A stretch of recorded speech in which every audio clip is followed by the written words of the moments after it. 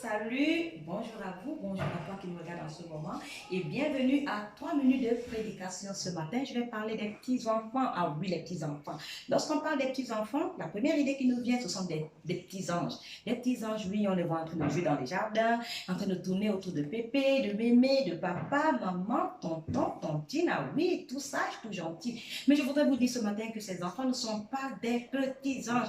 Eux également ont besoin de recevoir le salut. Eux également ont besoin d'être justes, saints, parfaits, pour pouvoir avoir accès au royaume des cieux. Dans le livre de Psaume, chapitre 51, le verset 7, il est dit: voici, je suis né dans l'iniquité et ma mère m'a conçu dans le péché. Oui, nous sommes nés dans l'iniquité et nous avons été conçus dans le péché. Cela sous-entend que lorsqu'un enfant est né, si Dieu l'appelle à lui, cet enfant va tout droit en enfer. Ce n'est pas quelque chose à négocier. Parce que le péché qui est en lui ne peut pas le permettre d'avoir accès au royaume des cieux. Ah oui. Lorsque j'étais petite, on allait souvent dans des familles endeuillées qui ont perdu un bébé, un nouveau-né ou alors un enfant. Et quand on arrivait, on les consolait. Voilà, prenez courage. Cet enfant est retourné au Père, il n'a pas fait de mal. Alors Dieu va vous donner un autre petit ange. Non.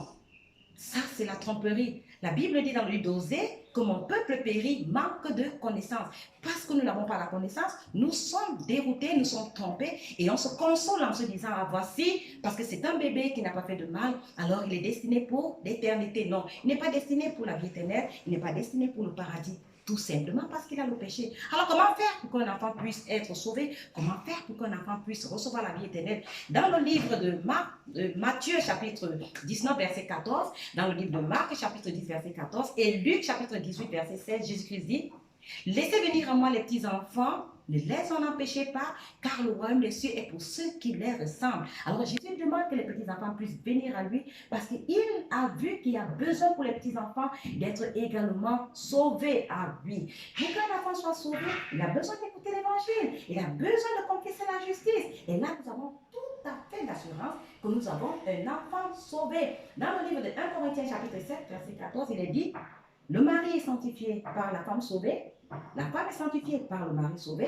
et nos enfants sont sanctifiés par nous lorsque nous sommes sauvés. Sinon, ils sont tous impurs. Alors, ça veut dire quoi? Lorsque nous sommes sauvés, ou alors que nous avons un enfant, si nous avons le salut, il y a une possibilité aussi que cet enfant reçoive la grâce d'être sauvé. Mais s'ils ne sont pas sauvés, hélas, hélas, hélas. Alors, ce matin, ce que je voulais que nous notons, dans le livre de Actes des Apôtres, chapitre 16, le verset 31, Paul et Silas répondit: crois au Seigneur Jésus, tu seras sauvé, toi et ta famille. Dieu nous donne la promesse du salut. Il nous donne la promesse que si nous sommes sauvés, nous et nos familles, véritablement, ce n'est pas seulement les grandes personnes, même les enfants.